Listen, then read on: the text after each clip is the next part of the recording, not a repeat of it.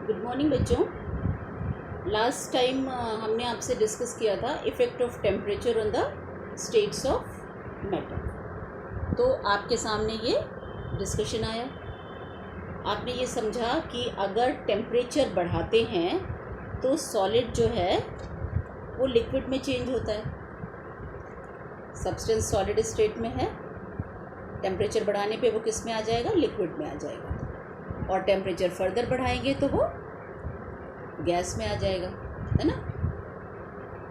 Temperature बढ़ाने पे substance solid से लिक्विड में बदल जाएगा, और बढ़ाएंगे तो लिक्विड से गैस में बदल जाएगा, ठीक है।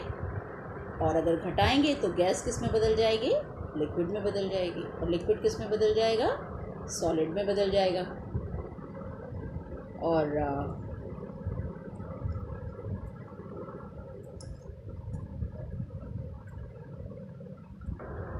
और हमने ये भी डिस्कस किया कि कुछ सब्सटेंसेस ऐसे होते हैं जो कि टेम्परेचर बढ़ाने पे सीधे सॉलिड से गैस में आ जाते हैं और घटाने पे सीधे गैस से सॉलिड में चले जाते हैं। जैसे कैम्फर हमने एग्जाम्पल कोट किया था, ठीक है। अभी हम आपको दो टर्म्स बताना चाहते हैं। एक तो हमें latent heat of phase transition समझाना चाहते हैं, और एक जो टर्म हमने यहाँ पर छोड़ा था कि जो वेपोराइजेशन होता है ये दो तरह का होता है, इवेपोरेशन और बॉइलिंग, ठीक है। तो वो दोनों टर्म्स को हम आपको इंडिकेट करेंगे। एक चीज़ हम आपसे डिस्कस करना चाहते हैं। क्या हम डिस्कस करना चाहते हैं आपसे? Latent heat of phase transition, ठीक है। ये चीज़ क्या है? और दूसरा लेटेंट हीट डिस्कस, गुप्त ऊष्मा, हिंदी में इसको बोलते हैं गुप्त ऊष्मा, छुपी हुई ऊष्मा, है ना। गुप्त का मतलब क्या होता है? छुपा हुआ। तो जो छुपी हुई एनर्जी होती है किसी सब्सटेंस के अंदर, उसको हम कहते हैं उसकी लेटेंट हीट, ठीक है। और एक चीज़ हमने आपको और बताई थी, हमने आपको एक वीडियो भी भेजा था, उसमें भी बहुत अच्छे से समझाया गया था। हम एक बार फिर से खुद से भी इलैबोरेट करते हैं कि कोई सब्सटेंस लिक्विड से गैस में बदल रहा है। इसके दो तरीके होते हैं, एक होता है बॉइलिंग और दूसरा होता है इवेपोरेशन। इवेपोरेशन। तो आज हम दो चीज़ों पर आपके साथ डिस्कशन करेंगे। एक लेटेंट हीट क्या है ये समझाएंगे, और दूसरा बॉइलिंग और इवेपोरेशन में क्या डिफरेंस है ये समझाएंगे, ठीक है।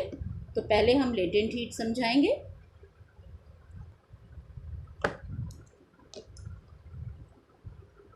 हम लोग डिस्कस करेंगे अभी पहले latent heat. I just want to explain latent heat.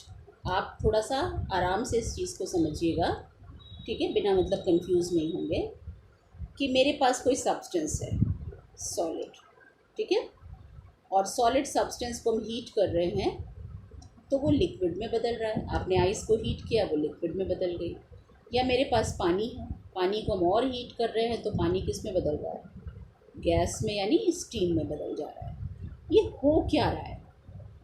कोई चीज़ सॉलिड है, ये सॉलिड का मतलब है कि उसके पार्टिकल्स बहुत पास पास कॉम्पैक्टली लगे हुए हैं। अब हमने इसको हीट करना शुरू किया। क्या करना शुरू किया? गरम करना शुरू किया। तो जब हम इसको गरम करना शुरू कर रहे हैं तो पार्टिकल्स क्या हो रहे हैं? थोड़ा थोड़ा दूर हो रहे हैं, बट अभी भी वो एक दूसरे को बांधे हुए हैं। सॉलिड ही हैं, थोड़ा ढीला सॉलिड हो गया, पसर गया थोड़ा सा। लेकिन अगर उसको लिक्विड में बदलना है, उसको सॉलिड से कहाँ आना है? लिक्विड में आना है, तो मॉलिक्यूल्स को बहुत दूर होना होगा, ठीक है। और ये सडनली ये बॉन्ड जो था इनके बीच, उसको काफ़ी कमज़ोर करने में जो एक एनर्जी लगती है, एक छुपी हुई एनर्जी, एक्स्ट्रा एनर्जी लगती है, इसी को हम कहते हैं लेटेंट हीट। आपको और ऐसे समझाएं कि मान लीजिए सॉलिड है, आइस है, आप आइस को मेल्ट कर रहे हो और आपने इसमें थर्मोमीटर डाला हुआ है, ठीक है। आपने इसमें थर्मोमीटर डाला है और नीचे से कोई हीटिंग कॉइल लगी है, हीटर के ऊपर रखा हुआ है, तो हीटिंग कॉइल लगी हुई है। तो थर्मोमीटर पे आप रीडिंग पढ़ रहे हो, ये थर्मोमीटर है, ठीक है। तो थर्मोमीटर पे आप रीडिंग पढ़ रहे हो, तो आप जैसे जैसे ये कॉइल में गर्मी देगा वैसे वैसे क्या होगा, इसमें रीडिंग और ऊपर और ऊपर और ऊपर बढ़ती जाएगी। ठीक है, जैसे मान लो पानी को लेकर ये सॉलिड मान लो आइस है। ठीक है, तो मान लीजिए फ्रिज से तुमने आइस निकाली, ये 18 डिग्री -18 डिग्री सेंटीग्रेड की आइस है। तो जब तुम इसको गर्म करोगे तो ये -18 से -17 -16 -15 -14 -10 -9 -7 करते करते ये जो है ये -7 में आ गई, -7 से करते करते ये 0 डिग्री सेंटीग्रेड में आ गई। अभी ये 0 डिग्री सेंटीग्रेड में सॉलिड ही है। अब ये सडनली क्या होगा कि इस पर्टिकुलर कंडीशन में जो थर्मोमीटर है, थर्मोमीटर में टेम्परेचर नहीं बढ़ता हुआ दिखेगा, बट नीचे से कॉयल अभी भी जल रही है, हीटिंग कॉयल अभी भी एनर्जी दे रही है, लेकिन थर्मोमीटर स्केल में टेम्परेचर इंक्रीमेंट नहीं मिलेगा। तो ये जो एनर्जी कॉयल दे रही है, ये एनर्जी गई कहाँ? ये एनर्जी गई बॉन्ड्स की ब्रेकिंग में। ये जो दो मॉलिक्यूल्स थे इनके बीच जो बॉन्ड था, इस बॉन्ड को तोड़ने में ये एनर्जी चली गई। ये हीट जो दे रहे हैं वो किस में चली गई? बॉन्ड तोड़ने में। और इसी को ये थर्मोमीटर स्केल पर रिफ्लेक्ट नहीं हुई। ठीक है, तो इसी एनर्जी को कहते हैं लेटेंट हीट। तो आप कहोगे कि फेज ट्रांजिशन मतलब अवस्था परिवर्तन। फेज ट्रांजिशन, फेज ट्रांजिशन का हिंदी में मतलब क्या हुआ? अवस्था परिवर्तन। ठीक है, अवस्था परिवर्तन मतलब कि कोई सब्सटेंस अपनी अवस्था परिवर्तित कर रहा है। सॉलिड से लिक्विड आ रहा है या लिक्विड से गैस आ रहा है, या गैस से लिक्विड आ रहा है या लिक्विड से सॉलिड आ रहा है, या सीधे सॉलिड से गैस या गैस से सॉलिड जा रहा है। तो कोई सब्सटेंस जब अपनी अवस्था परिवर्तित करता है तो बिल्कुल एक्सट्रीम पॉइंट पर आने पर जब सडन उसके बॉन्ड्स को तोड़ के एक दूसरी अवस्था में जाना होता है तो वहाँ पर एक हीट एब्जॉर्ब या इवॉल्व होती है, अंदर जाएगी या बाहर निकलेगी, एब्जॉर्ब या रिलीज होगी। इसी एक्स्ट्रा एनर्जी को जो थर्मोमीटर में रिफ्लेक्टेड नहीं होती, इसी को हम कहते हैं लेटेंट हीट। ठीक है, तो लेटेंट हीट क्या है? लेटेंट हीट, फिर से हम आपको एक बार लेटेंट हीट की डेफिनेशन लिखते हैं।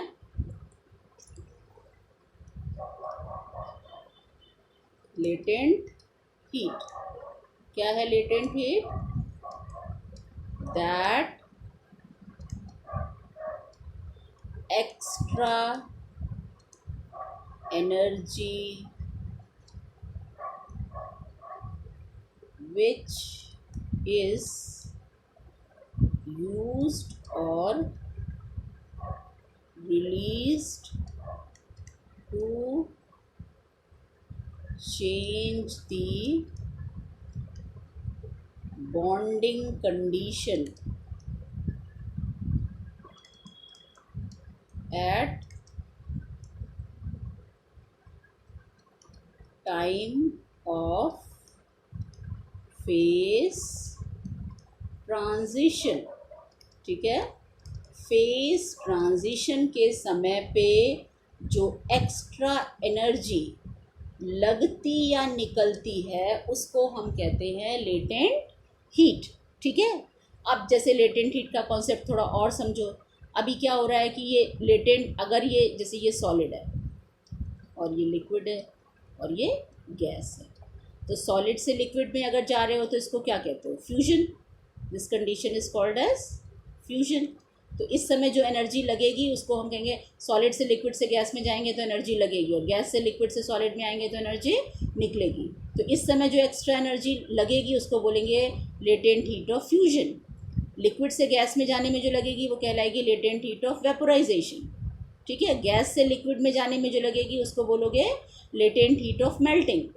लिक्विड से सॉलिड में जाने में लगेगी तो बोलोगे लेटेंट हीट ऑफ सॉलिडिफिकेशन। जो आपने प्रोसेस का नाम दिया था ना, वही चीज़ें हो जाएंगी जो अभी हम लोगों ने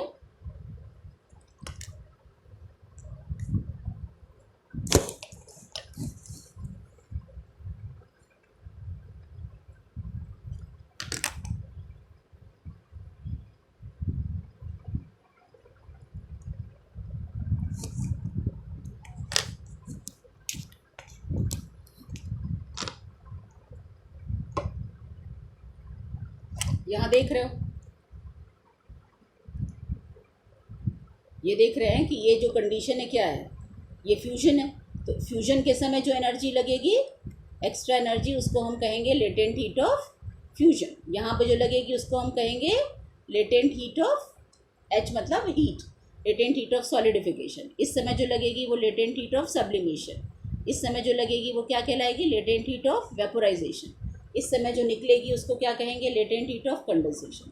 अगर आप हाई काइनेटिक एनर्जी की तरफ जाओगे सॉलिड से, ध्यान रखना, सॉलिड से लिक्विड से गैस की तरफ जाओगे तो एनर्जी लगेगी, और गैस से लिक्विड से सॉलिड की तरफ जाओगे तो एनर्जी निकलेगी। So that is the concept of latent heat. Latent heat का कॉन्सेप्ट बेसिकली आपके सिलेबस में बहुत ज़्यादा नहीं है, लेकिन आप लोगों से पूछा जाता है कि 100 डिग्री सेंटीग्रेड की भाप से ज़्यादा आपको जलाती है, जबकि 100 डिग्री सेंटीग्रेड के पानी से आप उतना नहीं जलते। तो होता क्या है कि 100 डिग्री सेंटीग्रेड के भाप के पास एक लेटेंट हीट छुपी हुई है, एक एक्स्ट्रा एनर्जी छुपी हुई है जो उसने फेज ट्रांजिशन के समय एब्जॉर्ब की थी। तो इसीलिए लेटेंट हीट 100 डिग्री सेंटीग्रेड की वेपर के पास एक extra latent heat of vaporisation है, इसलिए वो हमको ज़्यादा बर्न कर रही है। या ऐसे बोला जाता है कि आप जल गए तो आप आइस लगाते हो, ठंडे पानी की बजाय क्या ज़्यादा प्रेफर करते हो, आइस प्रेफर करते हो। तो 0 डिग्री सेंटीग्रेड की ice is more soothing, more cooling than the water of the 0 degree centigrade. तो यहाँ भी यही है कि 0 डिग्री सेंटीग्रेड की आइस जो है वो आपकी बॉडी से ज़्यादा एनर्जी एब्जॉर्ब करेगी, लेटेंट हीट ऑफ फ्यूजन जो है वो एब्जॉर्ब करेगी just to turn its physical state. ठीक है, तो इसीलिए 0 डिग्री सेंटीग्रेड की आइस हमारे लिए ज़्यादा सूदिंग होती है। ठीक है, अभी जो है हम नेक्स्ट बात करेंगे आपसे इवोपरेशन और फ्यूजन के बारे में, इवोपरेशन और बॉइलिंग पॉइंट के बारे में। तो हमने आपको पहले भी बताया था कि ये जो वेपोराइजेशन होता है ये दो तरह का होता है। कोई सब्सटेंस लिक्विड से गैस में बदल रहा है तो वो दो तरह का होगा, एक होगा इवेपोरेशन और दूसरा होगा बॉइलिंग। तो हम आपको यहाँ समझाना चाहेंगे कि क्या डिफरेंस है बॉइलिंग में और इवेपोरेशन में। ठीक है, तो अब हम आपको समझाएंगे इवेपोरेशन और बॉइलिंग का।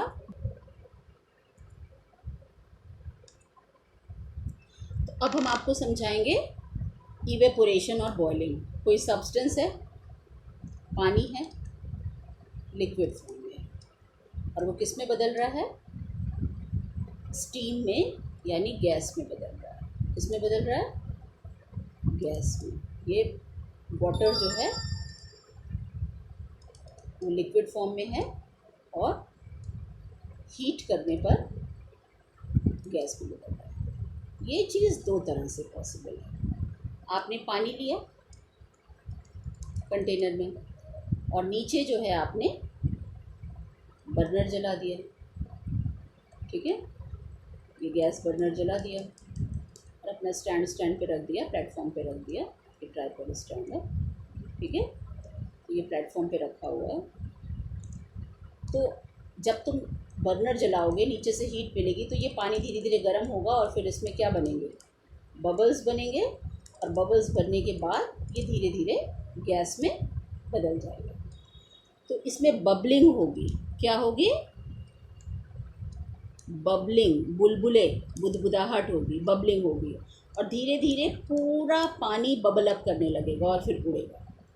और एक है कि आपने एक टब में, ग्लास में, लोटे में, कहीं पर आपसे पानी ऐसे सनलाइट में छूट गया। ठीक है, बाहर छूट गया, ये सूरज की रोशनी है, सूरज की रोशनी इसके ऊपर पड़ रही है।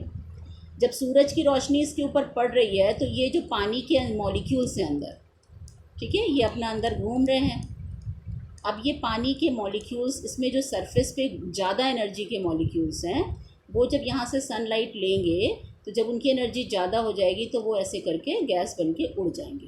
ठीक है, तो धीरे धीरे कुछ मॉलिक्यूल उड़ेंगे, फिर कुछ मॉलिक्यूल और उड़ेंगे, कुछ और होंगे, और लेयर बाय लेयर ये कम होगा। हो सकता है इस केस में 15 दिन लग जाएं, है ना, इस केस में 15 डेज़ लगे। ये काम तो आपका 15 मिनट में हो गया, उतने ही पानी को उड़ाना। और ये जो नेचुरल, तो ये नेचुरल प्रोसेस है, ये क्या है, नेचुरल है, और ये मैन मेड प्रोसेस है। तो दिस इज इवेपोरेशन। ये जो इधर डायग्राम बना है ये किसका बना है? ये इवेपोरेशन का डायग्राम है। और ये डायग्राम किसका बना है? बॉइलिंग का। तो आपको समझ में आया बॉइलिंग और इवेपोरेशन का difference? Boiling is that phenomena in which the liquid is turned into gas on heating it, and bubbling is caused, and whole of the liquid is turning into gas at a particular temperature, fixed temperature. Boiling हमेशा fix, पानी अगर उबलेगा तो हमेशा 100 degree centigrade पर उबलेगा। लेकिन जो evaporation है वो एक नेचुरल फिनोमिना है और वो किसी भी समय हो सकता है। तो अगर हम अब डिफरेंसेस की बात करें,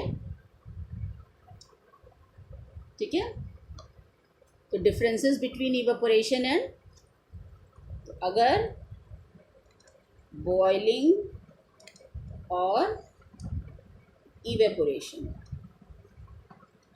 इसमें डिफरेंस बताना है तो क्या होगा? बॉइलिंग मैन मेड प्रोसेस है, हम करते हैं, मैन मेड प्रोसेस है। और इवेपोरेशन क्या है? नेचुरल प्रोसेस है, अपने आप होता है, नेचुरल प्रोसेस होता है। दूसरी चीज़, बॉइलिंग होल लिक्विड में होती है, पूरे लिक्विड में, और ये किस पर होती है? केवल सरफेस पे होती है। बॉइलिंग एक फिक्स्ड टेम्परेचर पर होती है और ये एवरी टेम्परेचर पर होती है। जाड़ों में धीमे होती है और गर्मी में तेज़ होती है। और एक और चीज़ कह सकते हो कि बॉइलिंग में लिक्विड में क्या होती है? बबलिंग होती है, ठीक है, और इसमें लिक्विड में बबलिंग नहीं, कोई बुदबुदाहट बुलबुलाहट नहीं दिखती है, नो बबलिंग, ठीक है। एक चीज़ और आपको ध्यान रखनी पड़ेगी कि इवेपोरेशन के बाद लिक्विड ठंडा हो जाता है, liquid remaining liquid becomes cool. बचा हुआ जो लिक्विड है, क्योंकि हाई एनर्जी वाले मॉलिक्यूल उड़ गए, तो रिमेनिंग लिक्विड बिकम्स कूल। तो ये आपको हमने डिफरेंस समझाया बॉइलिंग और इवेपोरेशन का। तो बॉइलिंग और इवेपोरेशन जो है वो एक बहुत इम्पॉर्टेंट टॉपिक है और बहुत ज़्यादा पूछा जाता है। नेक्स्ट है फैक्टर्स इफेक्टिंग इवेपोरेशन, ठीक है। इसी में लगे हाथ हम लोग एक बात और समझेंगे, दैट इज़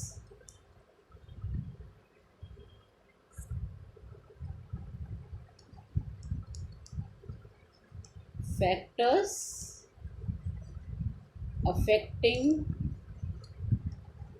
इवेपोरेशन, ठीक है। तो इवेपोरेशन को कौन कौन से फैक्टर्स अफेक्ट करते हैं?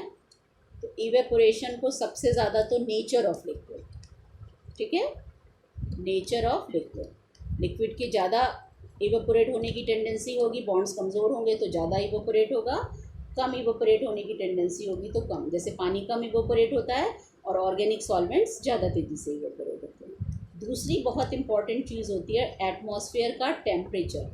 एटमॉस्फेयर का टेम्परेचर ज़्यादा होगा तो इवेपोरेशन तेज़ होगा, नहीं तो धीमे होगा। और तीसरी एक और इम्पॉर्टेंट चीज़ है सरफेस एरिया, क्योंकि इवेपोरेशन सरफेस पे होता है। कौन से मॉलिक्यूल उड़ रहे हैं? ये सरफेस वाले उड़ के जा रहे हैं ना, तो सरफेस जितना बड़ा होगा इवेपोरेशन उतना ज़्यादा। और चौथी चीज़ होती है मॉइस्चर के केस में, दैट इज़ ह्यूमिडिटी। अगर नमी है एटमॉस्फेयर में तो इवेपोरेशन कम होगा और अगर नमी नहीं है तो इवेपोरेशन ज़्यादा होगा। एक और फैक्टर आ जाता है, दैट इज़ विंड फ्लो। अगर हवा चल रही है तो इवेपोरेशन तेज़ होगा, क्योंकि वाले मॉलिक्यूल को उड़ा ले जाएगा, नए वाले इवेपोरेट हो जाएंगे, अदरवाइज धीमे होगा, ठीक है। तो ये आपने समझा इवेपोरेशन। इवेपोरेशन का आपका यूजेस कहाँ हैं? यूजेस डेली लाइफ में हम इवेपोरेशन कहाँ कहाँ देखते हैं, ठीक है। तो डेली लाइफ में इवेपोरेशन आप इस समय तो सबसे ज़्यादा आप इवेपोरेशन देखते हो कूलर में, ठीक है। इस समय सबसे ज़्यादा इवेपोरेशन जो कूलर सभी के घरों में चल रहा होगा। तो इवेपोरेशन का जो बेस्ट एग्जांपल, ये देखो इवेपोरेशन यहाँ पर दिखा रहा है, ठीक है। ये आप देख रहे हो कि ये इवेपोरेशन हो रहा है, सरफेस के मॉलिक्यूल्स उड़ के जा रहे हैं, हाई एनर्जी वाले उड़ के चले जा रहे हैं तो बचे वालों की एनर्जी कम हो गई, इसीलिए लिक्विड कैसा हो जाएगा, ठंडा हो जाएगा। ये आप देख रहे हैं इवोपरेशन, पानी के मॉलिक्यूल्स उड़ के जा रहे हैं, ठीक है। हाई एनर्जी वाले मॉलिक्यूल्स उड़ के चले गए, मीडियम एनर्जी वाले सरफेस पे आ गए और लोअर एनर्जी वाले नीचे रह गए। तो क्या हो गया, पानी जो है ठंडा। घड़े में पानी क्यों ठंडा होता है, इसीलिए ठंडा होता है कि घड़े में जो छेद होते हैं उससे हाई एनर्जी वाले मॉलिक्यूल्स उड़ के चले जाते हैं, है ना। जैसे नवोदय सिस्टम में देखिए बच्चे रहते हैं, सब पढ़ने में बड़े अच्छे अच्छे रहते हैं और 10th में दक्षिणा में सेलेक्ट होकर हाई एनर्जी वाले चले जाते हैं, तो बाकी क्लास सुस्त पड़ जाती है, ठंडी पड़ जाती है, कुछ नहीं पूछती, है ना। अभी तो खूब पूछते हो ना, धीरे धीरे पूछना कम हो जाता है। इवोपरेशन कॉजेज कूलिंग, क्योंकि हाई एनर्जी वाले चले गए तो बच्चों वालों की एनर्जी कम हो गई, तो लिक्विड कैसा हो गया, ठंडा हो गया। ये देखो कूलर की फंक्शनिंग इसमें दिखा रहा है, ये आप देख रहे हैं, ये कूलर की फंक्शनिंग है, कूलर का पंप है, ठीक है, ये उसका एग्जॉस्ट चल रहा है और ये उसका फिल्टर है, पानी है। तो जब पानी होता है ये अपनी फंक्शनिंग कर रहा है, ये कमरा है, this is what, this is room, यहाँ पर टेम्परेचर ज़्यादा है, तो ये क्या करेगा, यहाँ से गर्मी लेगा और ये इस पानी को किस में बदलेगा, वेपर्स में, ठीक है,